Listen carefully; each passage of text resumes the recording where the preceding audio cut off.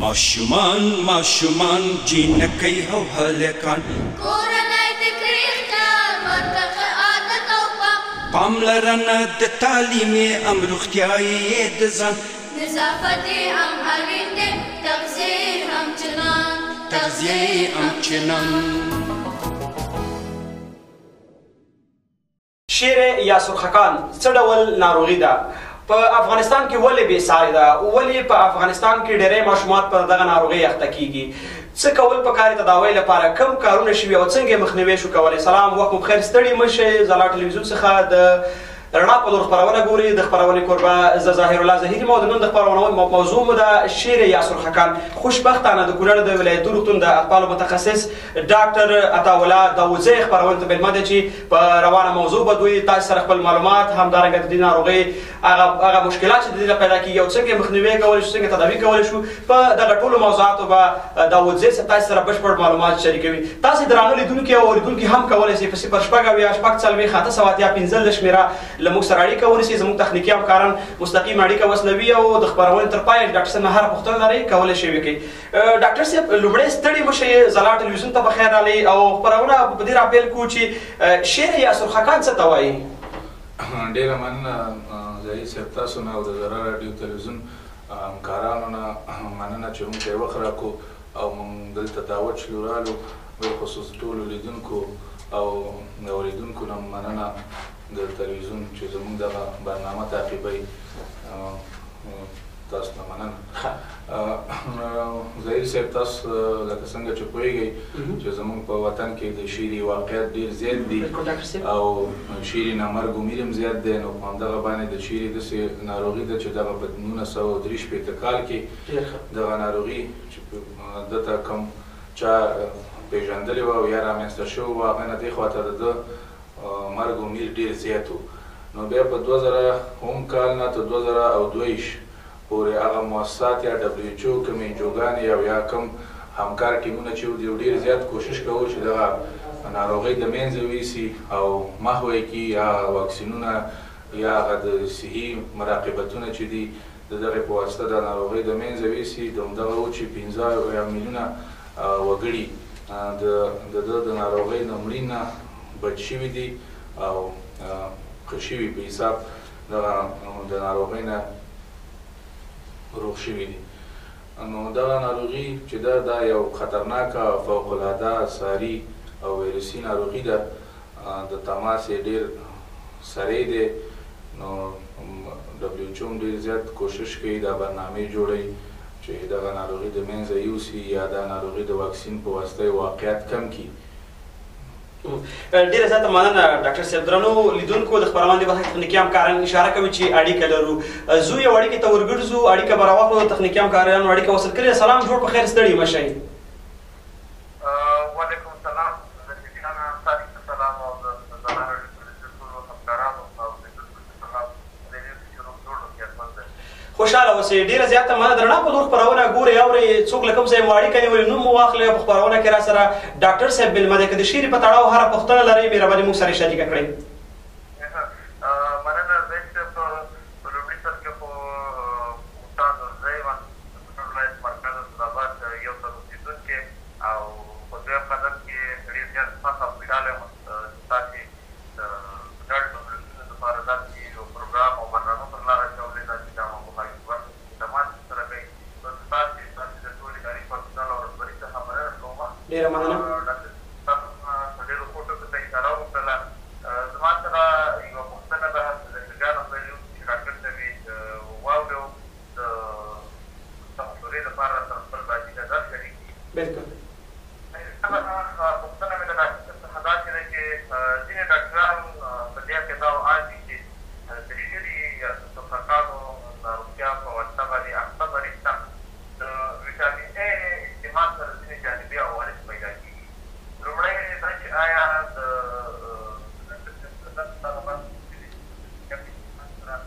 یا هم مریض ته جانبي عوارض پیدا کېږي او که نه، چېرته نه پیدا کېږي نو د ډاکټر صاحب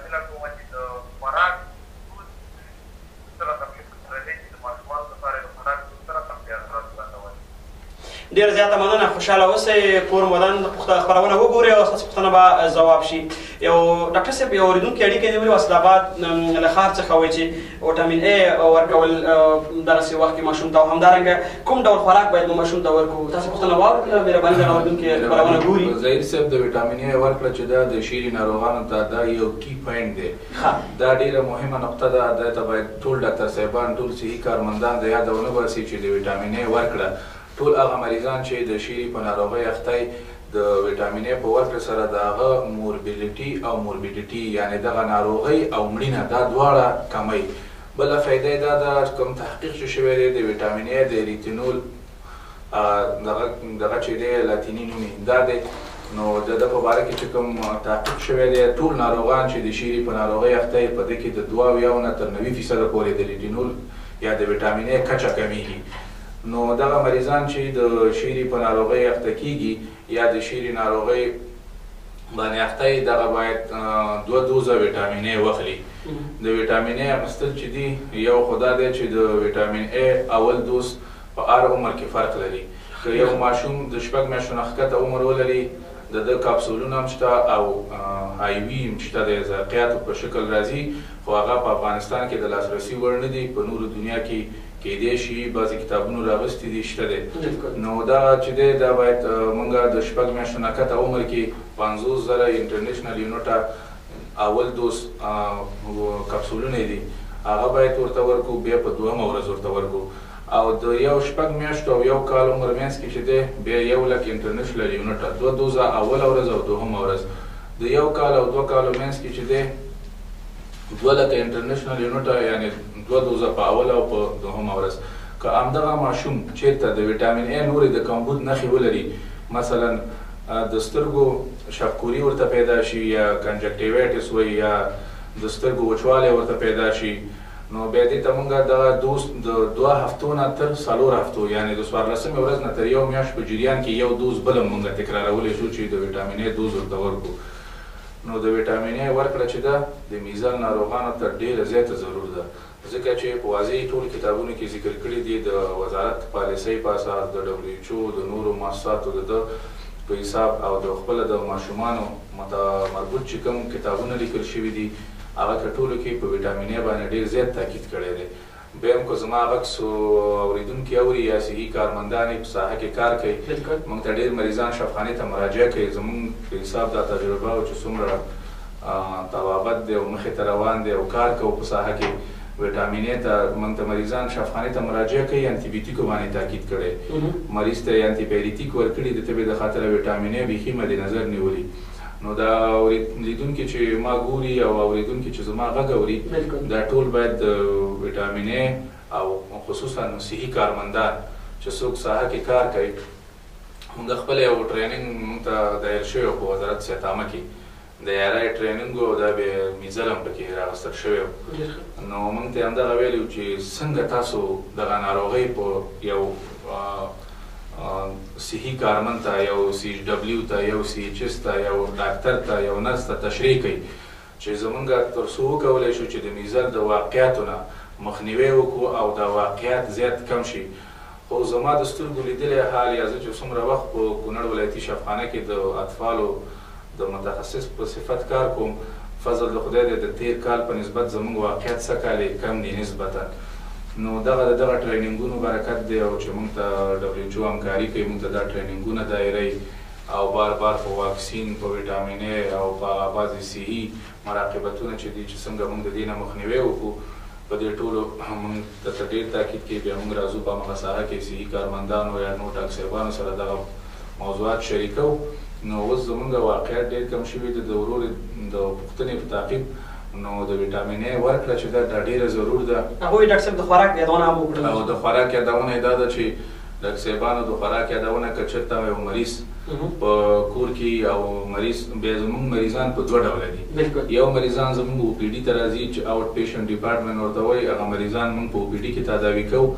که یو مریض موږ ته د میزل ریشي یا شیرې سرخکان په دې نومونو پیژندل کېږي او موږ ته راشي، نو بیا موږ مریض ته وایو چې که تاسو په کور کې دغه مریض تنه ساتلی شئ، تجدید کولی شئ، نورو مریضانو نه یې بیل ساتئ او دا مریض ته د بستر استدباب هم نه لري، موږ په خپل په حساب طبابت کې په ماشومانو کې هر ناروغۍ لپاره د بستر استطبابات لرو.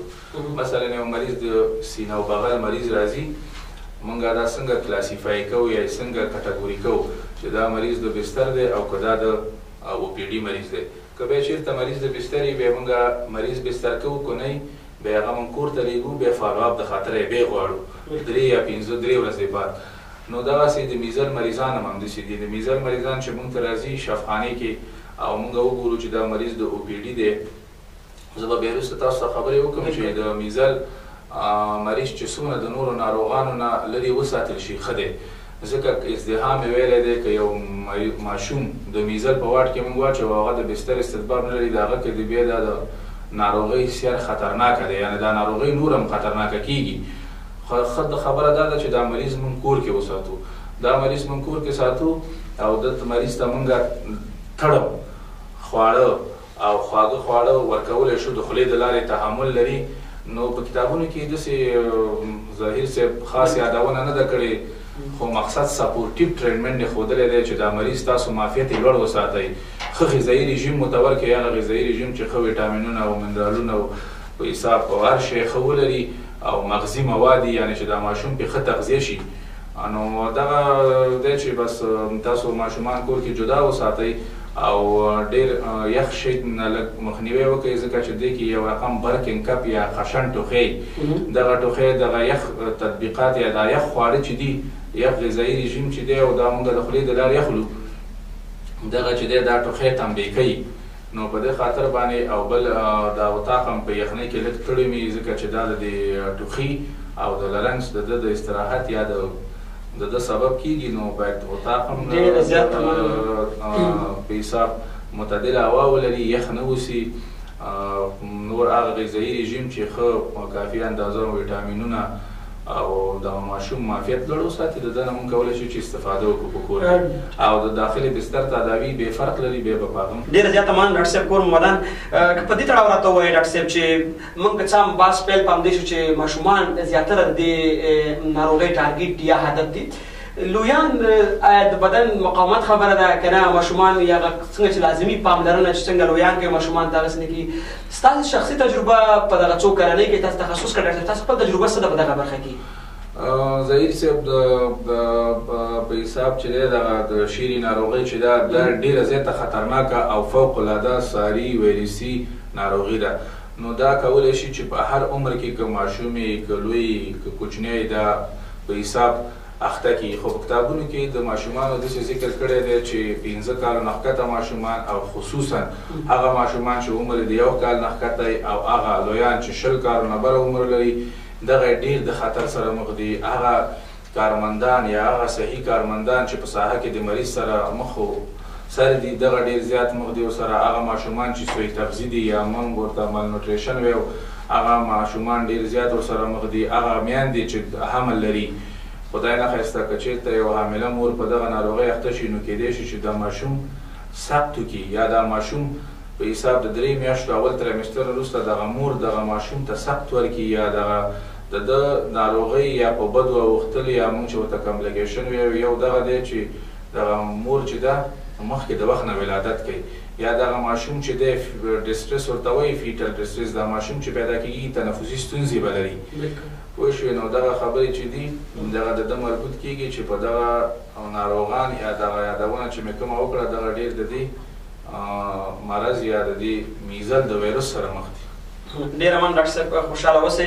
کور مودان درنو لیدونکو، تاسو د ځلا ټلویزیون څخه د رڼا پر لور خپرونه ګورئ. په خپرونه کې راسره د کونړ د ولیتیج شفا روغتون د اطفالو متخصص ډاکټر عطاالله داودزی مېلمه دی.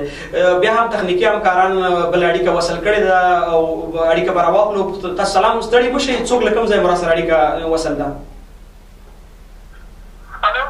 سلام، ستړي مه شئ. خپرونه ته بخیر راغلی. مهرباني، څوک له کوم ځای مو اړیکه نیولې ده؟ وعلیکم السلام. ستړي مه شئ، اړیکه مو وصل ده. ډاکټر صاحب خپرونه کې مېلمه دی. د شیر یا سرخکان په اړه که کومه پوښتنه لرئ، کوم نظر لرئ، مهرباني زموږ مېلمه یې درته ځوابوي. مننه زاهد صاحب، ډاکټر صاحب تاسو ته خدمت مېلمه ډاکټر صاحب ته سلامونه احترامات وړاندې کوم. ډېره مننه. محمد نظیر کلیوال د ډب کلیبر سره څخه کلیوال صاحب ډېره زیاته مننه، خوشحاله اوسئ. پوښتنه مې د ډاکټر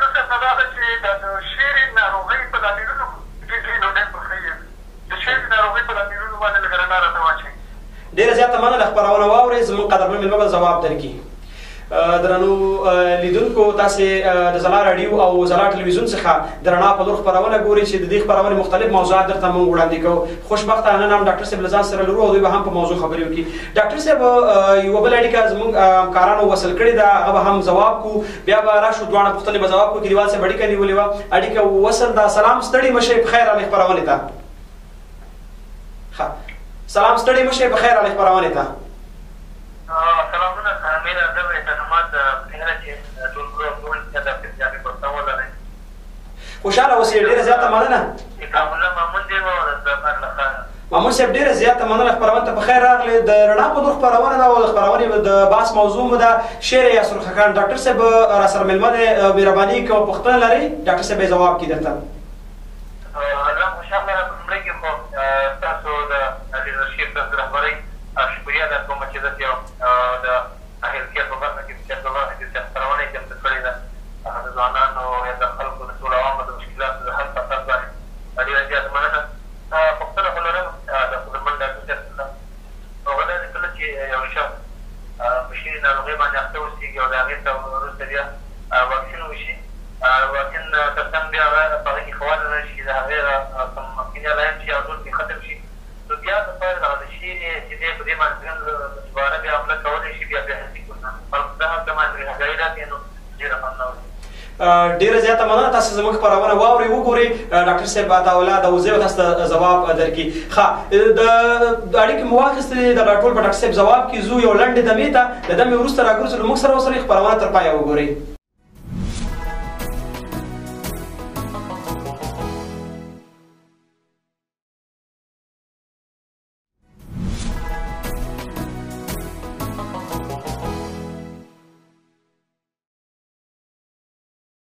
سلامونه درنو لیدونکو، بیا هم ستړي مه شئ، هرکلی ښه راغلاست درته وایو د رڼا په لور خپرونه ګورو. ډاکټر صاحب اورېدونکو اړیکې نیولې وې، یو ورور د کلیوال په نامه اړیکه نیولې وه چې د شیر یا سرخکان لامل یا علت څه دی؟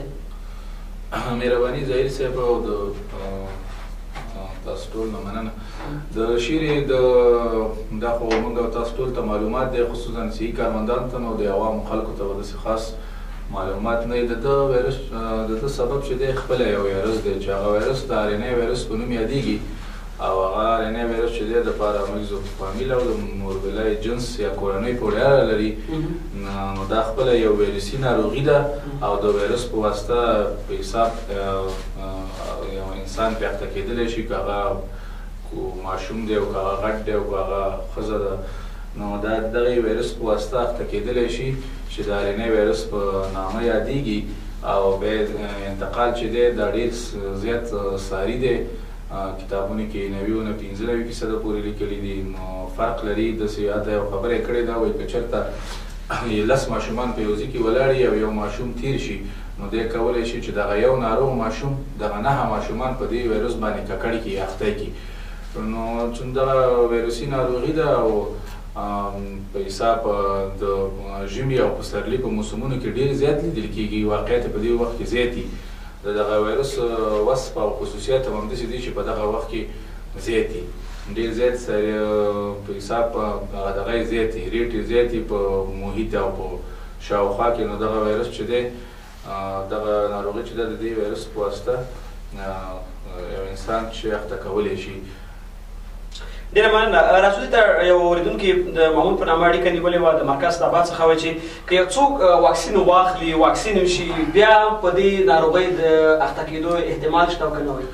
ظاهر صاحب مخکې موږ یادونه وکړه د WHO او نورو همکارو مؤسساتو نه دی نه چې موږ ټول تاکید په واکسینیشن دی یا واکسین کولو باندې. نو موږ چې کوم هغه په حساب اول سر کې یو ماشوم پیدا کېږي، موږ ورته یو هغه د ملي د کارتونو په حساب چې موږ کارتونه روټین کارت د ماشوم ته جوړېږي، هغه ته 2 دانې ځایونه یې ورکړي دي د میزل 1 او میزل 2 په نوم، یعنې د شیرې د اول واکسین او دویم واکسین په نوم واکسینونه یې ورکړي دي. اول واکسین چې دی په 9 میاشتنۍ کې ښودلی دی او بل واکسین چې دی په 18 میاشتنۍ کې ښودلی دی. چون دا یو سیروټیپ لري یا د دې وایرس وصف یا خصوصیت داسې دی چې دا یو سیروټیپ لري، که دغه وایرس څوک یو ځل ونیسي په دې شیرې په ناروغۍ اخته کړي یا میزل باندې اخته شي یا سرخکان، دغه چې دی دایمي معافیت حاصلوي او دغه تکراریدونکې ناروغي نه ده. دغه په ټول ژوند کې یو ځل یو کس یو ځل منتن کولی یا نیولی شي او په دوهم ځل باندې دغه نشي پېښېدلی چې دا ناروغي څوک ونیسي. نو چون دغه چې دی یو ټیپ دی، یو سیروټیپ لري او یو کس په ټول ژوند کې یو ځل اخته کولی شي او یو ځل یې نیولی شي. په راځو په د واکسین په باره کې خبرې کوو. واکسین داسې دی چې واکسین 100% معافیت نه ورکوي. واکسین په حساب 80 50 یا داسې یو فیصده یو څه معافیت ورکوي د انسان وجود ته. نو که موږ او تاسو باید ټول هغه ماشومان چې موږ هغه خپل کارت لرو د واکسینونو روټین کم کارت چې دی هغه که مریض په حساب په 8 میاشتنۍ 9 میاشتنۍ کې واکسین کو او دویم دوز نور واکسینونه هم تنه د میزل یا د شیري واکسین نه دی، نور واکسینونه هم یادوري کو چې دغه د پولیو دا نور واکسینونه دي. دا باید ټول په خپل وخت سره ماشومانو ته وشي. ډېر وژونکي او خطرناکه ناروغۍ دي چې زمونږ او ستاسو په وطن کې شته دی او زمونږ او ستاسو ماشومان د هغه ښکار کېږي. نو په دې ترتیب به دغه ټول واکسینونه خپل ماشومان ته په منظم ډول کوو. راځو د میزل کوم واکسین چې دی 2 دوزه واکسین لري، 9 میاشتنۍ کې کېږي او بل دوز واکسین یې په 18 میاشتنۍ کې کېږي. نو دا په روټین شکل سره کېږي. د ورور پوښتنه داسې وه که دی څوک یو ځل که دغه څوک یو ځل ونیسي دغه بیا دوهمي چانس نه لري. د یو سیروټیپ دی او دغه کس د په مقابل کې یا د ماشوم د په مقابل کې دایمي معافیت حاصلوي. د دویم ځل نیولو هیڅ چانس نشته دی. او بیا راځو د واکسین په باره کې که یو څوک په 9 میاشتنۍ کې واکسین وکړي او د ماشوم په 12 یا 14 میاشتنۍ کې میزل ونیي او دویم دوز واکسین ته د دې ضرورت نشته ځکه دغه یو سیروټیپ دی او دایمي معافیت یې حاصل کړو. دغه وایرس په دې باندې بیا کوم اثر شی نه لري. نو واکسینونو باندې زما تاسو نه ټولو نه هیله او د لیدونکو نه غوښتنه دا ده چې ټول خپل ماشومان خپل نږدې مراکزو ته یوسئ، وخت په وخت واکسین کوي. او واکسین په بعضې داسې خلک شته چې هغه داسې په حساب هیلت ایجوکیشن یا دا ورسره نه شوي خلک کوي چې د دې مخالفت کوي یا د هغې د علم کچه سویه ټیټه علمیت نه لري. داسې په حساب هغې د واکسین نه ډېر زیات بد وړي. حتی یو مریض ما ته راغی وایي چې دا زما ماشوم چې دی ما واکسین کو هغې نه بعد بیا په حق ورسېدو. هغه ته بیا ما ډېرې زیاتې خبرې ظهیر صاحب وکړې ما چې واکسین وجود ته معافیت ورکوي او بیا موږ پوهېږو چې د ده مزاد استطباب څه وخت دی. موږ تاسو ته ویل چې دغه حالت کې دغه بعضې واکسینونه دمې کوئ او یا استطباب یې څه وخت دی. نو واکسین چې دی باید ټول ماشومان واکسین شي په وخت په وخت. او دغه د میزل چې دی د خپله ډېر یو وژونکي خطرناکه ناروغي ده. ښه که چېرته تاسو مریض په اوله مرحله کې مریض تاسو تشخیص شو او مریض هم ښه په حساب هغه کور کې هم ښه مراقبت وکړو او ښه یو ډاکټر د هغه ښه تشخیص او تداوي وکړله نو دا بیا په خپله ښه کېدونکې ناروغي ده. صرف تداوی کې هم همدغه سپورټیو ټریټمنټ دی. سیلف لیمیټنګ ناروغي ده خپله ښه کېږي خو په دې شرط چې تاسو مریض په هغه اوله مرحله کې یو صحي مرکز ته ویسئ او تداوي شي او کمپلیکیشن یا په بدو اوښتل یا اختلاطات چې ورته وایي هغه ورنه کړي. که چېرته یو ماشوم بیا چې د میزل چې موږ او تاسو ورته په عامه اصطلاح کې سینه او بغل وي او نمونیا نو که په دا اخته شو خدای نخواسته بیا د کې مړینه ډېره زیاته ده. په کتابونو کې 50% ښودلي دي په بعضې ګایډلاینونو کې چې د وزارت په حساب پاس شوي دي هغې کې د سالاتو کې مړینه ښودلې ده. نو تاسو که داسې ماشومان په ساحه کې ستاسو اپیډیمیولوژي وایي او اپیډیمیولوژي دې ته وایي چې په حساب هماغه ساحه کې تاسو کوم ماشومان یا ګاونډ کې مو چم کې مو او په دې ناروغۍ اخته و نو تاسو باید یو صحي مراکزو ته خپل ماشومان یا هغه زموږ چې کوم ټیم دی هلته راځي هغه د ویټامین ای ورکړه او دا شیونه تاسو ته په حساب ښیي یا تطبیق کوي یا تاسو ته یې درکوي د ده نه به مخنیوی نه کوئ. ټول ماشومان زما بیا یو دفعه د ټولو لیدونکو نه غوښتنه ده چې خپل ماشومان وخت په وخت واکسین کړي. ډېره مننه. راځو ډاکټر صاحب دې ته چې دغه ناروغي د کومې لارې انتقالېږي؟ ډاکټر ظهیر صاحب دغه ناروغي چې ده ما مخکې بیا ذکر کړه بیا تکراریږي. مخکې مې هم ذکر کړه چې دغه خپله یو ویروسي ناروغي ده. نو د ده ویروس په حساب ډېر چې دی د تنفسي سیستم له لارې خولې پوزې د سترګو منظمه د دغې د لارې دا ډېره زیاته انتقالېږي. نورې د انتقال لارې هم شته چې حتی جنسي تماس هم ویلی دی، د خولې لعاب ویلی دي، ټوخی، پرنجې، حتی که یو کوټه کې د شیري یا د میزل یا د سرخکانو یو مریضي او هغه د اتاق کې پاتې شي او دغه مریض د اتاق نه ووځي، دغه وایرس کولی شي چې یو ساعت په خاطر په دې اتاق کې یعنې پاتې شي او بل روغ شخص منتن کړي. نو دا ډېره زیاته ساري ناروغي ده. په ماشومانو کې د لوبو سامان ښودلی دی، د دې نه د انتقال وړ ده، توشک، بالغ، قلفکونه یې ښودلي دي، میز یې ښودلی دی. حتی موږ په صحي مراکزو کې د ده دپاره بېل ترازوګان لرو، بیل واډونه لرو، لارې بیلې دي، تشنابونه یې بیل دي. هغه کوم اډمیشن چې ورته موږ وایو یا دې ته توصیه اچوو مریض ته یا هغه نرس سټیشن چې دې ته زرقیات کېږي هغه یې بیل دي. نو دا ډېره زیاته ساري ده. بعضې خلک چې دغه ماشومان بیخي داسې بې تفاوته نیسي، وایي چې زه دا اوسې دغه ناروغي ده. په حساب مخکې مې وویل چې دا فوق العاده ده. د ده په تعریف کې لیکلي دي چې شیر یا په حساب میزل یا وها ده، فوق العاده ساري ویروسي انتاني ناروغي ده او په حساب متصب ده په لوړه تبه، کف، ټوخي باندې، د پوزې بهېدل باندې، فوتوفوبیا ورته وایي، ماشوم د یېرې نه یا د رڼا نه یېره لري. نو بیا نور اعراضو علایمو ته به وروسته راشو.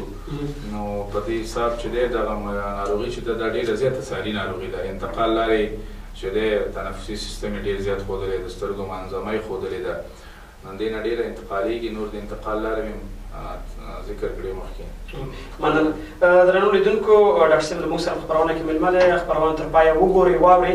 راځو که د دې په تړاو ډاکټر صاحب نه وپوښتو چې ډاکټر صاحب په څومره وخت کې د علایم او اغراض ښکاره کېږي د دغې ناروغۍ؟ څه موده مشخصه معلومه ده او که نه، تر څو هغه زموږ لیدونکي په ځان پوه شي چې زه په شي یخته یم؟ ظهیر صاحب د ده کتابونو کې د دې د انکیوبیشن پیریود یا د تفریح دوره، د تفریح دوره دې ته وایي کله چې یو انتان، که هغه هر رقم انتاني، ویروسي، باکتریایي، هر شی دغه چې د انسان وجود ته داخلیږي او تر څو پورې چې هغه خپل اعراض او علایم ښکاره کوي، دې ته انکیوبیشن پیریود یا د تفریح دوره وایي. د دې د تفریح دوره په کتابونو کې فرق لري. د ماشومانو معتبره کتابونه دي، بعضو کې د 6 نه 10 ورځو پورې لیکلي، بعضو کې 8 نه 12 ورځو پورې لیکلي دي، بعضې کتابونو کې د 6 نه 21 ورځو پورې لیکلي دي.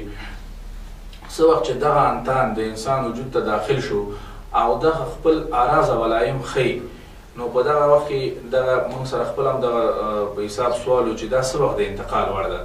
بیا چې موږ ورپسې کتابونه ولټول، دغه دوره چې ختمیږي د تفریح دوره، دغه وخت کې چې دی فروډومل صفحه شروع کېږي یا شروع کېدونکې صفحه د اعراض او علایمو، نو دغه وخت کې وایي دا خپله د انتقال وړ ده. د تفریح دورې په آخر کې، یعنې که یو ماشوم د شیرې په ویروس اخته شي او د شیرې د ویروس په حساب دغه ورځې چې ما وښودلې د 2 ورځو دغه یو څه اندازه ورځې تېرې شي او اخرنۍ ورځې پاتې شي، نو دغه وخت کې دا ډېره ساري او دا د انتقال وړ ده. او دغه چې دی دا ویروس چې دی دغه د تفریح په دورې په آخر ورځو کې، یعنې د 6 نه 10 ورځو یا د 8 نه 12 ورځو یا د 6 نه 21 ورځو پورې دغه وخت کې ډېر ساري دي. تداوي ته راځو ډاکټر صاحب. تداوي په اړه هم تاسې پوښتو، تاسې به هم معلومات له اورېدونکو سره شریک کړئ، څو خپرونه هم وروستۍ شیبې دي. ډاکټر صاحب تداوي څه ده؟